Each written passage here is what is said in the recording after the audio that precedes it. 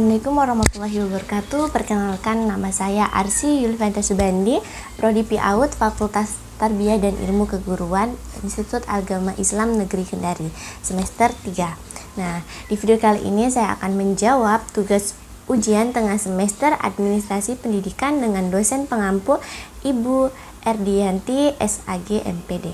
Nah, oke, langsung saja ke soal nomor 1, yang dimana soalnya adalah jelaskan menurut pendapat Anda apa pentingnya mempelajari administrasi pendidikan. Nah, menurut pendapat saya, pentingnya mempelajari administrasi pendidikan itu ialah kita dapat mengetahui bahwa administrasi itu adalah suatu lembaga pendidikan yang merupakan suatu sumber utama manajemen dalam mengatur proses belajar mengajar dengan tertib sehingga tercapainya suatu tujuan terpenting pada lembaga pendidikan tersebut. Nah, apalagi kan kita sebagai calon guru ya, insya Allah PAUD, tentunya saat ini kita sudah terjun dalam dunia pendidikan. Kita itu harus sudah siap dengan semua hal dan problematika dalam dunia pendidikan, terutama dalam mengelola pendidikan. Nah, sebagai seorang guru, berarti kan kita harus terlibat secara langsung di dalam administrasi pendidikan, baik itu dalam mengelola pendidikan, pada administrasi pendidikan dan hal yang lainnya. Nah, dalam keterlibatan pada administrasi pendidikan, tentu kita harus sudah tahu betul ilmu tentang administrasi pendidikan. Oleh karena itu, penting sekali mempelajari administrasi pendidikan sebagai bekal kita menjadi guru. Misalnya ya, dalam kegiatan tata usahaan sekolah seperti menyusun, mengadakan, mengirim, menyimpan berbagai keterangan yang berkenaan yang dapat menunjang penyelenggaraan dan pendidikan sekolah. Nah, hal itu sudah harus dikuasai tata cara dan hal lain oleh guru agar terjalannya proses pendidikan dengan efektif dan efisien. Oke, selanjutnya nomor 2A, yang dimana soalnya itu adalah apakah yang dimaksud dengan planning, organizing, coordination, actuating, and controlling dalam fungsi administrasi pendidikan. Jelaskan. Nah, fungsi administrasi pendidikan yaitu pertama kan ada planning, yang dimana planning itu adalah perencanaan. Nah, perencanaan ini adalah suatu cara menghampiri masalah-masalah. Nah, dalam menghampiri masalah itu, si perencana ini buat merumuskan apa yang harus dikerjakan dan bagaimana mengerjakannya. Nah, perencanaan ini merupakan suatu cara, salah satu syarat mutlak bagi setiap kegiatan administrasi pendidikan, karena tanpa perencanaan atau planning, pelaksanaan suatu kegiatan itu akan mengalami kesulitan, bahkan kegagalan dalam mencapai tujuan yang diinginkan. Jadi dapat disimpulkan bahwa perencanaan atau planning sebagai fungsi administrasi pendidikan adalah aktivitas memikirkan dan memilih rangkaian tindakan-tindakan yang tertuju pada tercapainya maksud-maksud dan tujuan dalam pendidikan. Nah, proses penyusunan rencana yang harus diperhatikan adalah menyiapkan segala sesuatu yang diperlukan dalam mencapai tujuan, yaitu dengan mengumpulkan data, mencatat, menganalisis data, serta merumuskan keputusan yang ada dalam organisasi tersebut. Nah, contohnya itu merencanakan pengembangan kurikulum untuk keseluruhan jenjang sekolah di Indonesia. Nah, kalau untuk guru itu membuat kurikulum atau pengembangan kurikulum untuk bahan ajarnya. Nah, organizing kedua ya, organizing. Nah, pengorganisasian ini adalah aktivitas menyusun hubungan kerjasama antara orang-orang sehingga terwujud suatu kesatuan usaha dalam mencapai tujuan-tujuan yang ditetapkan atau diterapkan. Nah, di dalam pengorganisasian terdapat adanya pembagian tugas-tugas, wewenang, dan tanggung jawab secara rinci menurut bidang-bidang, dan dalam bidang-bidang tersebut tercipta hubungan kerjasama yang harmonis, lancar untuk menuju pencapaian tujuan yang telah ditetapkan. Nah, pengorganisasian itu sebagai fungsi administrasi pendidikan menjadi tugas utama bagi para pendidik, termasuk kepala sekolah, di mana kita ketahui bahwa dalam kegiatan sekolah sehari-hari itu terdapat beberapa macam pekerjaan yang memerlukan kecakapan dan keterampilan tanggung jawab yang berbeda-beda. Keberagaman tugas dan pekerjaan semacam itu kan tidak mungkin dilakukan dan dipikul sendiri oleh seorang pemimpin. Nah, dalam hal ini kan maka diperlukan bantuan-bantuan agar terciptanya tujuan yang efektif dan efisien. Yang perlu diperhatikan dalam pengorganisasian antara lain adalah pembagian tugas dan tanggung jawab yang dimana hendaknya itu disesuaikan dengan pengalaman, bakat, minat, pengetahuan, kepribadian masing-masing orang yang diperlukan dalam menjalankan tugas tersebut. Contohnya, mengelola dan menyusun program yang sesuai dengan standar kurikulum yang ditetapkan. Nah, yang ketiga itu ada coordinating atau pengkoorganisasian. Nah, adalah sebuah proses yang berfungsi untuk menjalankan kegiatan dengan menyelesaikan tugas-tugas yang berkaitan dengan pendidikan. Fungsi ini tuh menyediakan arahan pengawasan bagi para guru, staf, untuk memastikan bahwa semua tugas yang berhubungan dengan pendidikan terselesaikan dengan baik dan tepat waktu. Nah, fungsi ini tuh juga menyediakan wadah untuk menjelaskan bagaimana kegiatan dan tugas yang berhubungan dengan pendidikan. Fungsi ini bermanfaat karena memungkinkan para guru, staf untuk bekerja sama untuk mencapai tujuan pendidikan. Dengan menyelaraskan dan kegiatan yang berhubungan dengan pendidikan, maka guru, staf dapat berkomunikasi dengan lebih baik dan menyelesaikan tugas dengan lebih efektif dan efisien. Ya. Proses administrasi pendidikan itu dimulai dengan menentukan tugas pendidikan dan menyusun rencana yang akan digunakan untuk mencapainya. Setelah itu, para guru, staf bekerja sama untuk menyelesaikan tugas-tugas yang telah ditentukan. Nah, ketika tugas telah diselesaikan, maka fungsi administrasi pendidikan coordinating itu dapat melakukan evaluasi untuk memastikan bahwa tujuan pendidikan ini tuh setelah dicapai atau belum. Nah, contoh fungsi administrasi pendidikan coordinating adalah ketika sebuah sekolah mengadakan sebuah program untuk meningkatkan hasil belajar siswa. Nah, fungsi administrasi pendidikan coordinating ini adalah bertanggung jawab untuk menyusun rencana yang akan digunakan untuk mencapai tujuan tersebut. Selanjutnya, para guru, staf bekerja sama. Nah, keempat itu ada actuating, yang dimana actuating ini adalah menggerakkan. Nah, maksudnya adalah suatu tindakan untuk mengupayakan agar semua anggota kelompok berusaha untuk mencapai sasaran sesuai dengan tujuan organisasi. Nah, fungsi penggerak diibaratkan seperti motor pada sebuah mesin, sehingga fungsi penggerak akan menggerakkan mesin-mesin biar agar bekerja sesuai dengan tugasnya masing-masing. Nah, actuating ini penting dilakukan karena supaya tujuan dapat dicapai dengan baik serta untuk meminimalisirkan resiko terhambatnya sebuah rencana. Nah, proses fungsi administrasi pendidikan actuating ini berlangsung dengan mengidentifikasi tujuan pendidikan yang akan dicapai, menyusun strategi untuk mencapai tujuan tersebut, menyediakan alat dan proses atau sumber daya yang diperlukan untuk mencapai tujuan dan mengimplementasikan strategis dengan efektif dan efisien. Nah, contoh penggerak fungsi administrasi pendidikan ini adalah seperti pemberian perintah oleh pemimpin bahwa kegiatan bawahan yang lambat dapat dibimbing sesuai dengan jangka waktu yang telah ditetapkan atau sudah disuruh bantu gitu. Nah, pada perencanaan ini agar berjalan dengan efektif dan efisien. Nah, yang terakhir ada controlling, yang dimana pengawasan, yaitu bagaimana perilaku pengawasan di lembaga pendidikan dilaksanakan, apakah tercapai tujuan pendidikan sesuai dengan apa yang dipersyaratkan, dan apakah yang dilakukan Perbaikan itu hasil dapat diartikan sebagai kegiatan pemeriksaan. Nah, proses pemeriksaan ini menjaga keseluruhan peristiwa yang berkaitan dengan organisasi, buat membenarkan kalau organisasi ini tuh sesuai dengan arahan yang benar atau belum.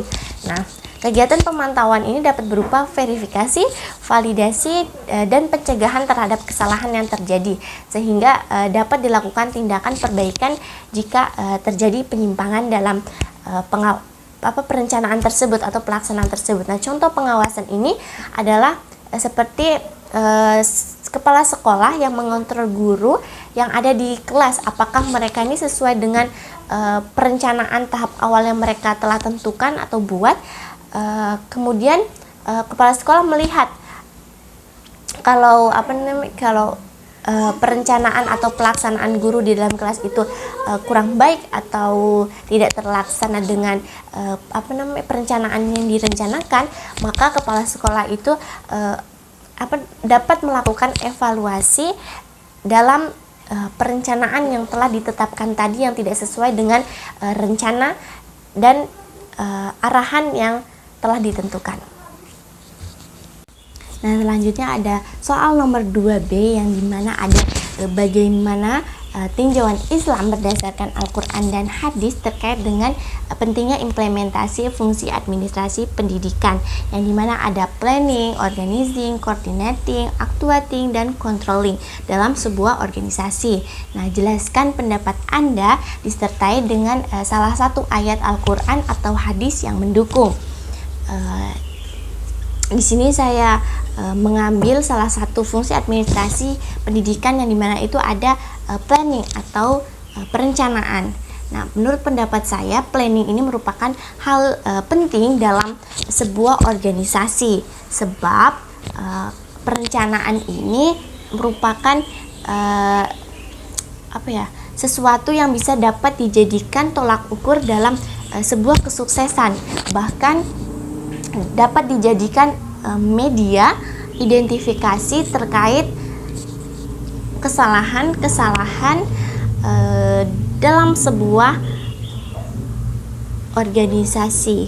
Nah, berkaitan dengan hal ini Allah Subhanahu wa taala telah mewanti-wanti terhadap umatnya yang dimana itu yang beriman agar mendesain sebuah rencana yang akan dilakukan, di mana yang tertuang dalam Al-Quran surah Al-Hasyr ayat ke-18 yang berbunyi, A'udzubillahi minasyaitonirrajim, Bismillahirrahmanirrahim. Ya ayyuhallazina amanu taqullaha wal tanzur nafsum qaddamat lighad wattaqullah innallaha khabirum bima ta'malun. Yang artinya, hai orang-orang yang beriman, bertakwalah kepada Allah Subhanahu wa taala dan hendaklah setiap diri memperhatikan apa yang telah diperbuatnya untuk hari esok, dan bertakwalah kepada Allah Subhanahu wa taala, sesungguhnya Allah Subhanahu wa taala Maha mengetahui apa yang kamu kerjakan. Quran surat Al-Hasyr ayat ke-18. Nah, maka ayat Al-Quran itu tadi itu sangat relevan dalam menjelaskan planning, karena dapat menggambarkan kepada kita bahwa umat manusia terutama umat Islam diperintahkan untuk memperhatikan segala aktivitas atau kegiatan yang akan dilaksanakan itu harus direncanakan dengan sebaik-baiknya dan harus mengetahui apa yang sebenarnya akan dikerjakan. Oleh sebab itu, perencanaan ini merupakan sejumlah kegiatan yang ditentukan sebelumnya untuk dilaksanakan pada suatu periode tertentu guna mencapai tujuan yang telah ditetapkan. Oke, lanjut soal nomor 3 yang dimana soalnya itu jika suatu saat nanti Anda diterima bekerja sebagai tenaga pendidik di TK atau di RA yang organisasinya itu kurang mendukung baik dari segi lingkungan kerja maupun penyelenggaraan administrasi sekolahnya, apakah yang Anda lakukan dalam upaya memperbaiki kondisi tersebut? Nah, jika suatu saat nanti saya diterima bekerja sebagai tenaga pendidik di TK atau di RA yang organisasinya ini kurang mendukung baik dari segi lingkungan kerja maupun penyelenggaraan administrasi sekolahnya, yang saya lakukan dalam upaya memperbaiki kondisi tersebut yaitu contohnya pada kurangnya sarana prasarana administrasi pendidikan yang ada di sekolah, yang dimana sarana dan prasarana merupakan hal penting yang sangat berguna bagi keberlangsungan sebuah pendidikan, yang dimana tak kalah lain itu dikarenakan sarana prasarana pendidikan itu termasuk ke dalam salah satu proses dalam melancarkan sebuah pendidikan yang berupa perlengkapan segala sesuatu mengenai pendidikan, khususnya seperti gedung sekolah, kelas, meja, kursi, dan alat bermain serta media pembelajaran yang lainnya yang ada di sekolah. Nah, dalam hal ini upaya yang saya dapat lakukan adalah memberitahukan kepada kepala sekolah agar membuat surat pemenuhan sarana prasarana pendidikan kepada pemerintah agar kita dapat diberikan sarana prasarana yang layak dan terjamin ke depannya karena dengan adanya bantuan dari pemerintah tersebut. Nah, namun sebelum membuat surat pemenuhan sarana prasarana pendidikan sekolah, kita harus menyesuaikan fasilitas sarana prasarana sekolah yang telah rusak dan perlu diganti. Karena dengan cara seperti ini kita dapat menentukan skala prioritas kebutuhan sehingga tidak terjadi pembelian fasilitas yang berlebihan dan tepat dengan estimasi biaya yang telah disusun atau direncanakan sebelumnya. Selanjutnya soal nomor 4A. 4. Sebutkan apa yang termasuk dalam instrumen administrasi peserta didik dan berikan minimal 2 contoh yang disertai dengan formatnya. Nah, pertama itu ada contohnya seperti buku absen harian anak, yang dimana contohnya itu seperti ini. Nah, ini untuk format depannya. Ini untuk format depannya, yang dimana ada tulisan buku absen harian anak, nah nama TK-nya dan kota TK-nya dan tahun ajaran untuk absensi tersebut.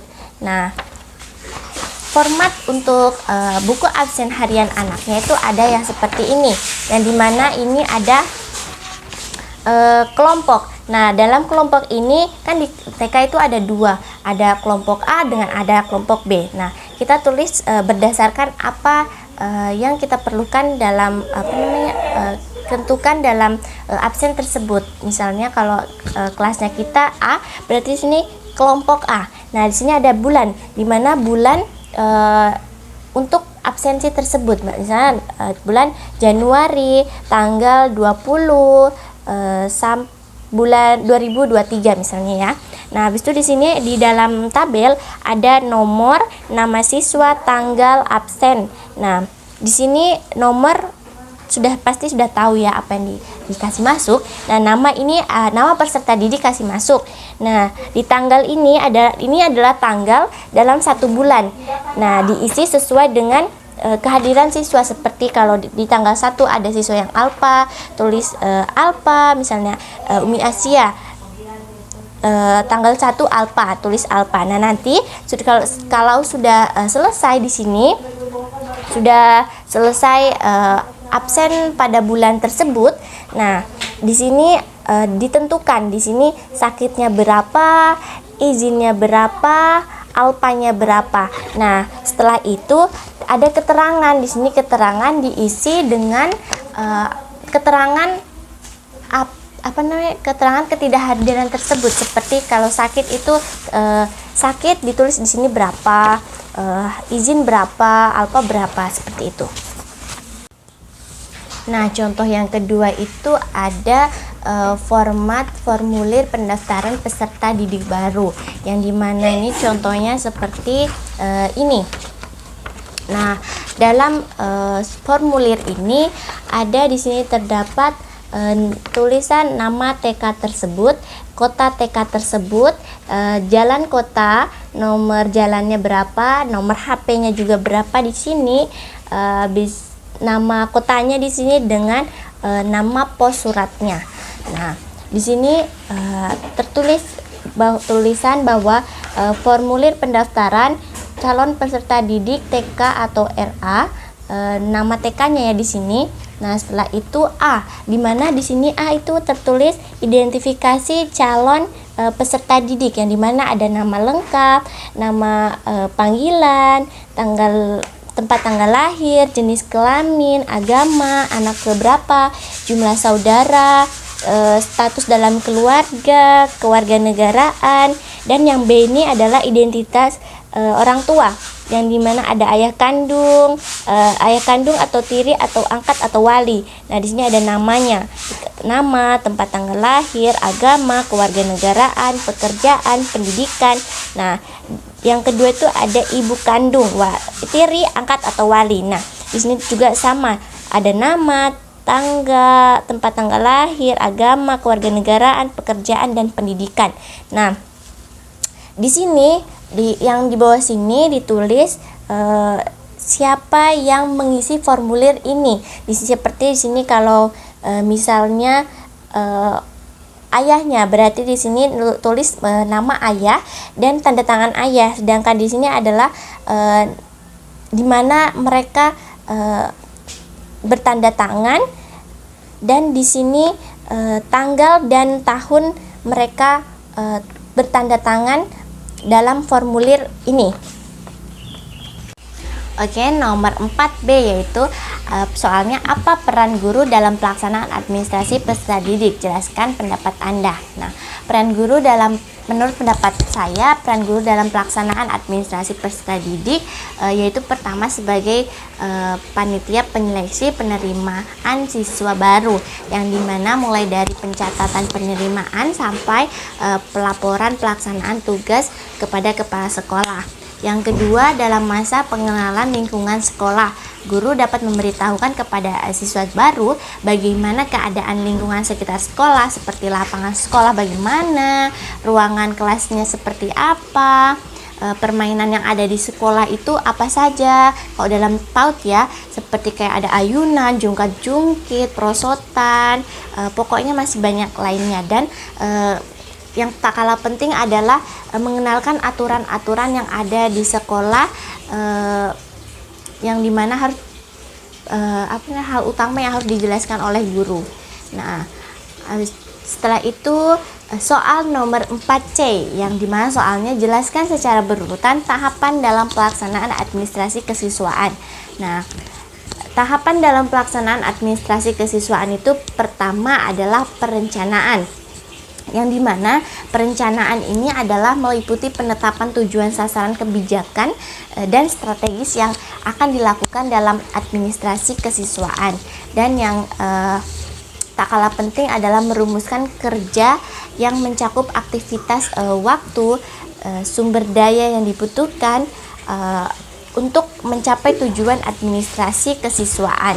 Nah, yang kedua itu pelaksanaannya, itu mencakup implementasi pelaksanaan kerja yaitu implementasi perencanaan kerja yang telah dirumuskan pada tahap perencanaan sebelumnya, seperti mengumpulkan data siswa, mengelola dokumen, membuat laporan, dan tindakan lainnya yang terkait dengan administrasi pendidikan siswa.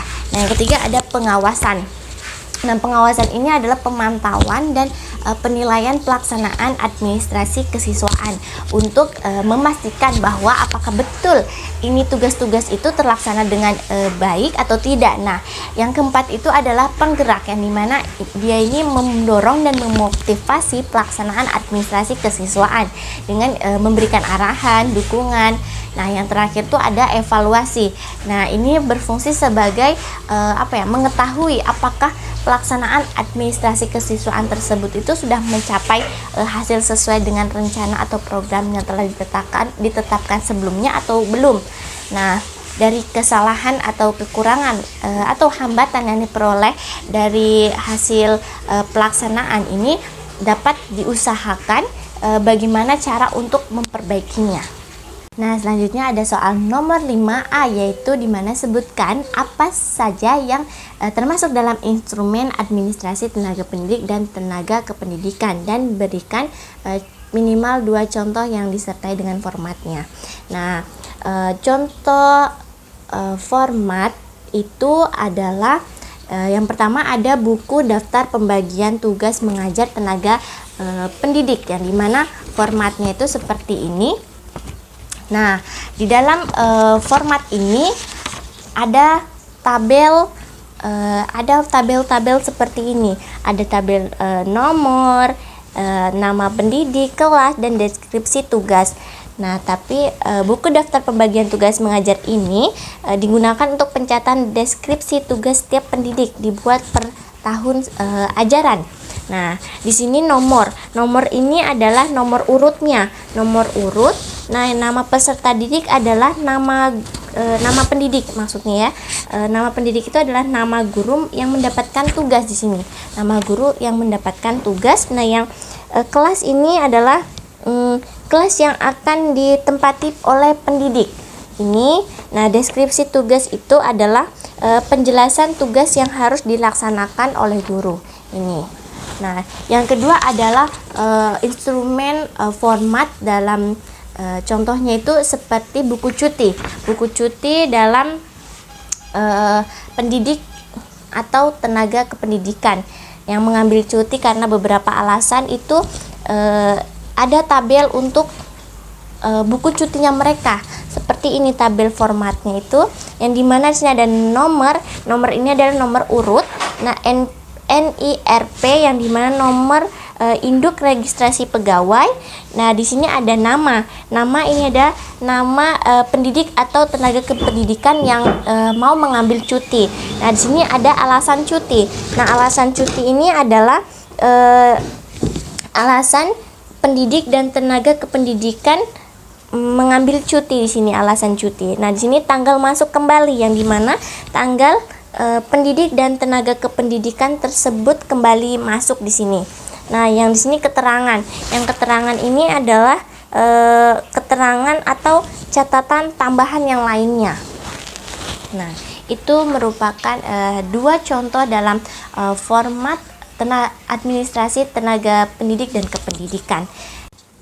Nah, yang kedua ada soal nomor 5B, yaitu apa peran tenaga administrasi dalam pelaksanaan administrasi tenaga pendidik dan tenaga kependidikan. Jelaskan pendapat Anda.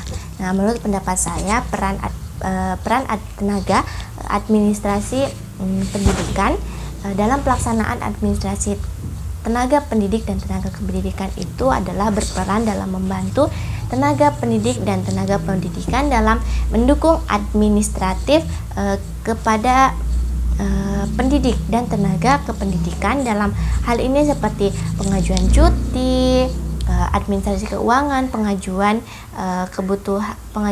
yang lainnya dan kebutuhan yang lain-lainnya, dan bertanggung jawab untuk mengelola berbagai dokumentasi administrasi terkait pendidik dan tenaga kependidikan seperti surat menyurat, kontrak kerja, kepegawaian, dan absensi, agar mereka itu dapat memastikan bahwa dokumentasi terkait itu tersimpan rapi dan mudah diakses.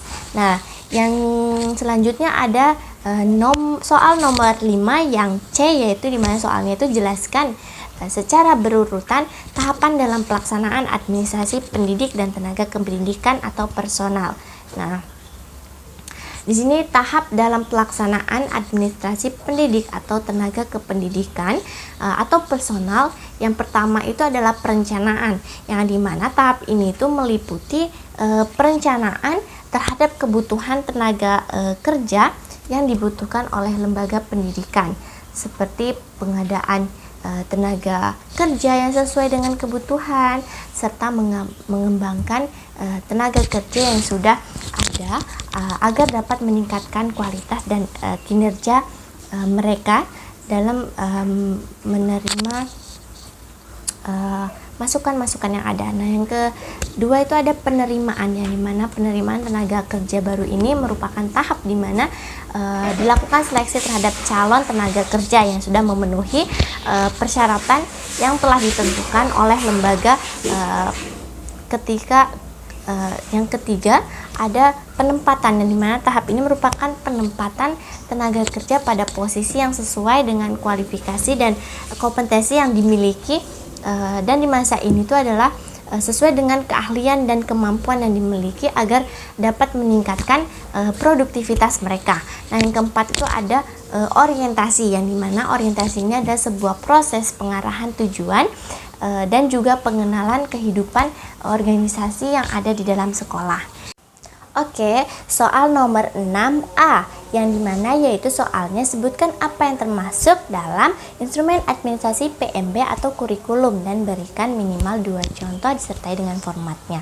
Nah, contoh instrumen administrasi kurikulum itu adalah administrasi kalender akademik, yang dimana dan pemetaan standar kompetensi dan kompetensi dasar per semester. Nah, contoh format kalender akademik itu seperti ini. Dan contoh format yang kedua itu pemetaan standar kompetensi dan kompetensi dasar semester 1 itu seperti ini. Nah, itu adalah 2 contoh dalam instrumen kurikulum administrasi. Selanjutnya ada soal nomor 6B, yaitu apa peran guru dalam pelaksanaan administrasi PBM atau kurikulum. Jelaskan pendapat Anda. Nah, menurut pendapat saya, peran guru dalam pelaksanaan administrasi kurikulum adalah pertama, untuk melaksanakan dan mengembangkan kurikulum sehingga dapat mencapai tujuan dan sasaran pendidikan. Nah, yang kedua ada mengkaji kurikulum agar guru dapat memastikan bahwa kurikulum tersebut itu yang dipedomani oleh sekolah dalam kegiatan mendidik siswa. Nah, yang ketiga ada menyusun pedoman. Menyusun pedoman terkait pelaksanaan kurikulum seperti pedoman penyusunan kalender pendidikan, penyusunan jadwal pelajaran, dan pedoman penyusunan persiapan pengajaran yang ada yang akan dilakukan dalam lembaga sekolah tersebut. Nah, itulah tadi video jawaban UTS Administrasi Pendidikan saya. Saya akhiri. Wassalamualaikum warahmatullahi wabarakatuh.